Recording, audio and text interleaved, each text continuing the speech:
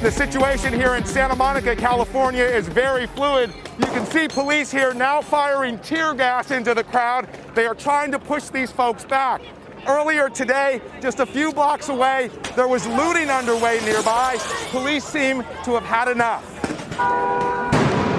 The nation erupted into scenes of chaos, violence, and widespread destruction into the early morning hours. Dozens of American cities up in flames.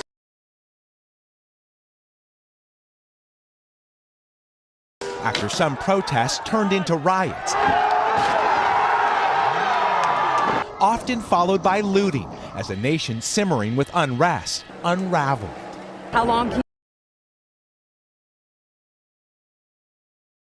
you be peaceful when your people are dying?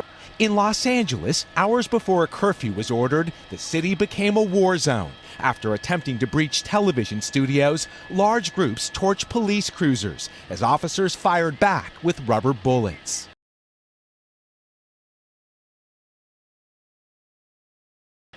Before nightfall, the looting began. Department stores, jewelers, and high-end apparel shops trashed by unruly mobs. The mayor calling on the governor to dispatch the National Guard for the first time since the Rodney King riots in 1992.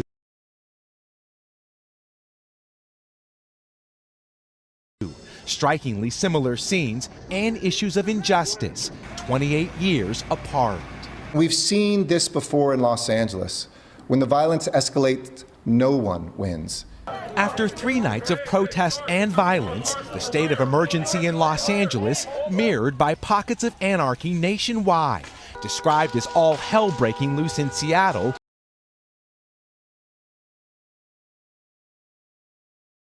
when police lost control of downtown, crowds destroyed, then took over their vehicles. This video capturing one man removing a high-powered police rifle before a plainclothes security guard disarmed the man, clearing the magazine.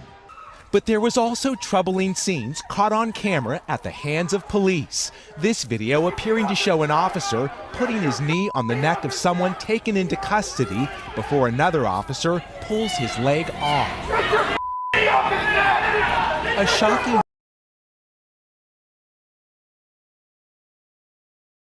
scene after the death of George Floyd, why so many poured into the streets. We can't peacefully protest in the streets without getting tear gas thrown at us for what? With demonstrators out in force again today, a violent takedown in Philadelphia, where a Foot Locker was looted after more than a dozen officers were injured there last night.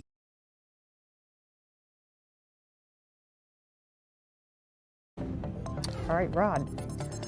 The local 4 defenders continue to ask Detroit police what they've learned about individuals infiltrating peaceful protests to cause chaos. Police Chief James Craig calls them outsiders and criminals, but he hasn't offered details really about who they are or what they are trying to accomplish.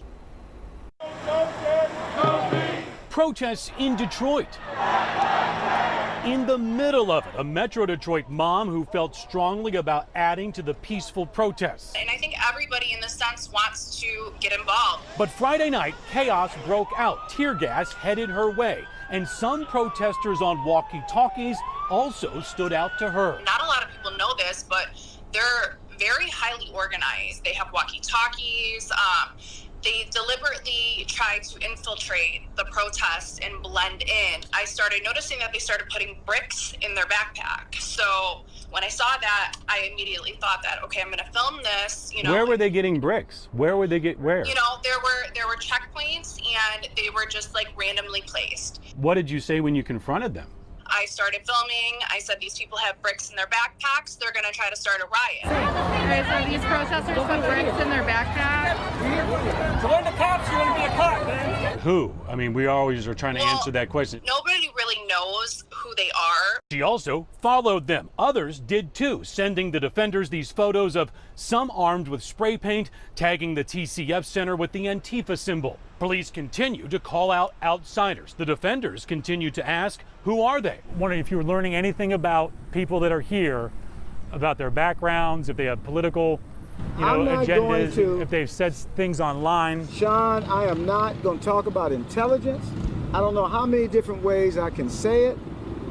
I'm not going to get into my information, my intelligence. And this mom and others say they won't let anyone come to mess with the main message. People in Michigan, we're kind of like a family. When we see something, we're going to call it out.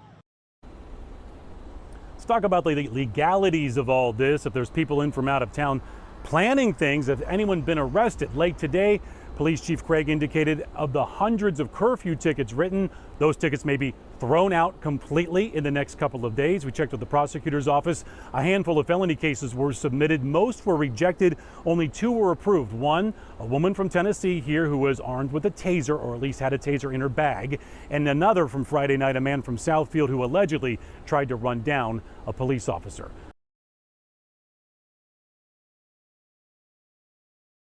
The fourth challenge is to take back our streets from crime, gangs, and drugs.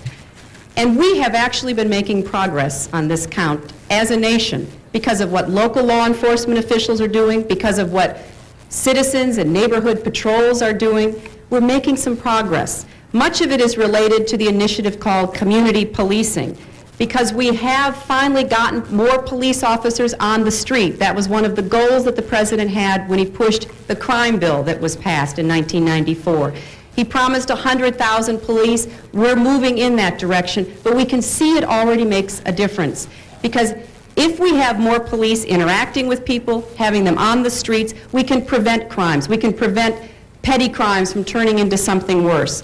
But we also have to have an organized effort against gangs. Just as in a previous generation we had an organized effort against the mob. We need to take these people on. They are often connected to big drug cartels. They are not just gangs of kids anymore. They are often the kinds of kids that are called super predators. No conscience, no empathy. We can talk about why they ended up that way, but first we have to bring them to heel. You know, people be studying that thing for years and years and years. Well, people are already studying it, and a lot of people, including your supporters, your donors, say that they blame you, at least in part, for her loss. I know you've heard this. No. Do you blame yourself at all? I've heard it from the press.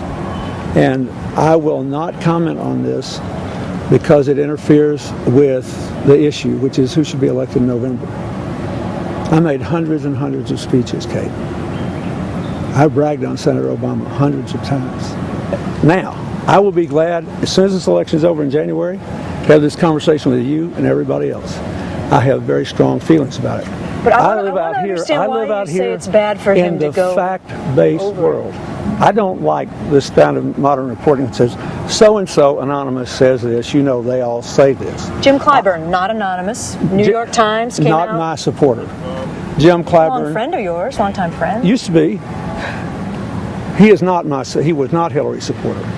Never. Not ever, not for a day. You said you lost a lot of African American support. No. The people who were...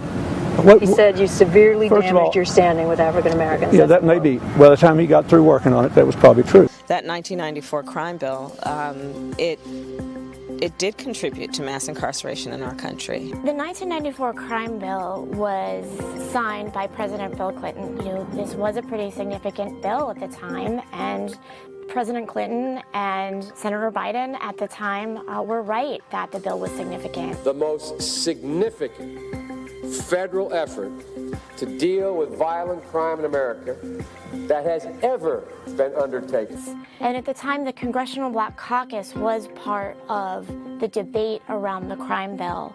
And the Congressional Black Caucus didn't want every provision that was included in this bill. The bill eliminated 19 types of semi-automatic assault weapons. It also provided huge amounts of funding to hire cops. 100,000 cops were funded. It was about $14 million at the time for community policing. $12 billion that was authorized for states across the country that would enact what's called truth in sentencing laws. That funding literally paid states to increase the number of prison beds that they allocated for individuals convicted of violent crime in this country to serve 85% of their sentences behind bars. The reason that provision is so important and the reason we're still talking about it today is the federal government essentially subsidized states across the country to build more prisons. Violent crime and the fear it provokes are crippling our society. The crime bill before Congress gives you a chance to do something about it, a chance to be tough and smart.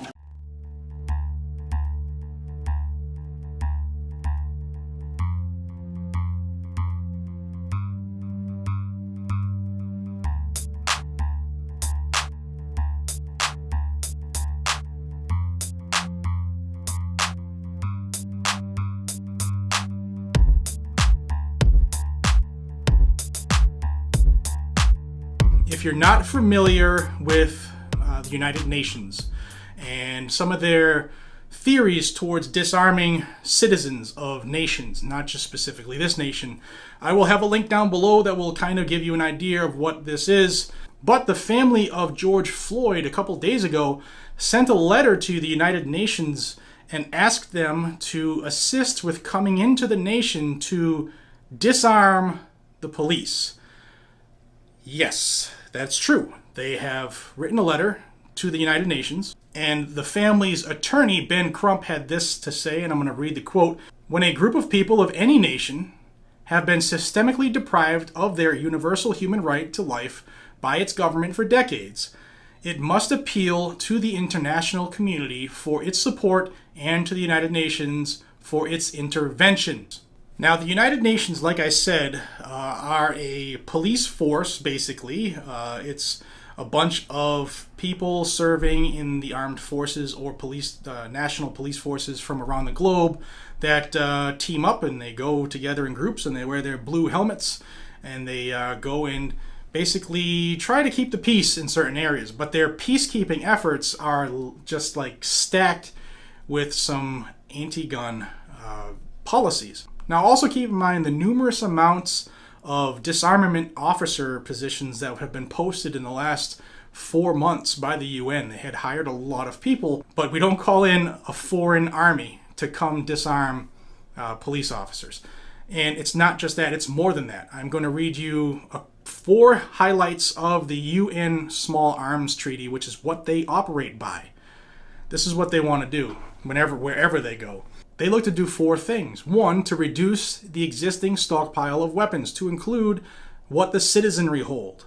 2, reduce the supply of new weapons to include what the citizenry can buy. 3, to close the gates between the legal and illegal markets. That hasn't been done in one nation in the world yet, ever, okay? And number 4, to reduce motivation for acquiring guns. That is what the UN brings. They bring their policies. And we should never, ever let a foreign army on U.S. soil to deal with the citizenry.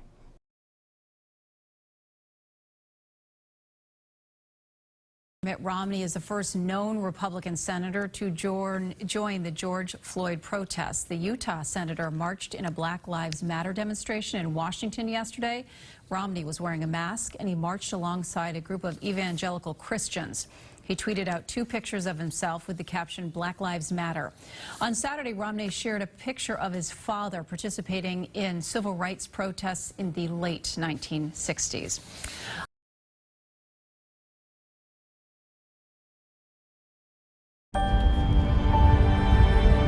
Salt Lake City, Utah, no stranger to staging global events, has broken new ground. The United Nations and I look to you for ideas and solutions. Playing host to the 3-day United Nations Civil Society Conference at the Salt Palace. This is my first time in Utah, and looking at the landscape and the wonderful people I've met, I think this is something unique, and having this conference here in Utah says a lot about what they are basically doing as far as mitigating issues that have to do with climate change is concerned. So I see that as something that is very special, the people and the beautiful landscape that is here. Utah Jade Helm 15. It's the first time the UN's civil society has held its annual conference outside of New York in its 68-year history. So we must plan wisely as we move toward rolling out the future of living in cities and moving away from townships and moving away from villages, and especially from the rural communities. And I'm hoping that the knowledge and what they vision and see within those cities will be attracted then from the rural that they will go back and talk about agribusiness and sustain those communities they come from. The three-day conference will bring some 5,000 people to Salt Lake from more than 130 countries as they discuss an array of topics that include climate and environmental concerns, renewable energy developments, caring for refugees,